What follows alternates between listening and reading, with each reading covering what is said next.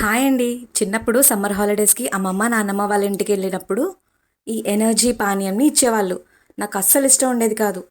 నాతో తాగించడానికి అమ్మమ్మ వాటి ఉపయోగాలు చెప్పుతూ తాగించేవారు. బియ్యం ఉడికించగా వచ్చే పొంగు నీళ్ళల్లో కాస్త మజ్జిగ, సాల్ట్‌ని కలిపి తాగించేవారు. ఇంకా ఎండాకాలం వస్తే ఇదే ఎనర్జీ డ్రింక్ అంట. క్రమం తప్పకుండా తాగేవారు. ఎండలో అలసిపోయి వచ్చినప్పుడు గ్లూకోజ్ కలిపి తాగడం వల్ల అలసట వెంటనే తొలగిపోతుంది. ఎంత పని చేసినా కండరాల నొప్పులే ఉండేవి కాదు అని. విరోచనాల సమయంలో ఈ పొంగునీళ్లు తాగించడం వల్ల నీకు ఉపశమనం కలిగింది అని. మెదడు చురుగ్గా పనిచేస్తుంది. హెయిర్, స్కిన్, హార్ట్‌కి హెల్తీగా ఉంటుంది. పోషక పదార్థాలు ఉన్నాయి. బాడీలో హీట్‌ని తగ్గిస్తుంది. హైడ్రేటెడ్‌గా ఉంచుతుంది. జీర్ణక్రియ మెరుగుపడుతుంది. మూలశంక రాదు అని. స్లిమ్ అండ్ ఫిట్‌గా ఉంచుతుంది. రోగనిరోధక శక్తిని పెంచుతుంది అని ఇంకా చాలా చెప్పారు. వాళ్ళ హెయిర్ కూడా చాలా పొడవుగా ఉండేది కదా! నాకు హెయిర్ కావాలి అని గడగడా తాగేసేదాన్ని. కొంతకాలం ముందు వరకు కూడా బామ్మ అడుగుతూ ఉండేవారు. తాగుతున్నారా లేదా అని. తాగుతున్నాం లేవే బామ్మ అంటే, నాకు తెలుసులే. రోజులు మారే కొద్దీ గంజిని చీప్‌గా చూడడం మొదలుపెట్టారు. రైస్ కుక్కర్స్‌ని యూజ్ చేస్తున్నారు.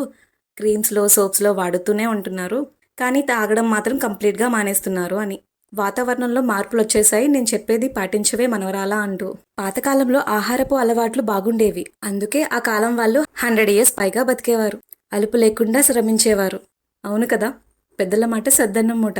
వాళ్ళు చెప్పినప్పుడు ఏమీ తెలీదు కదండీ! పోను పోను తెలిసి వస్తుంది.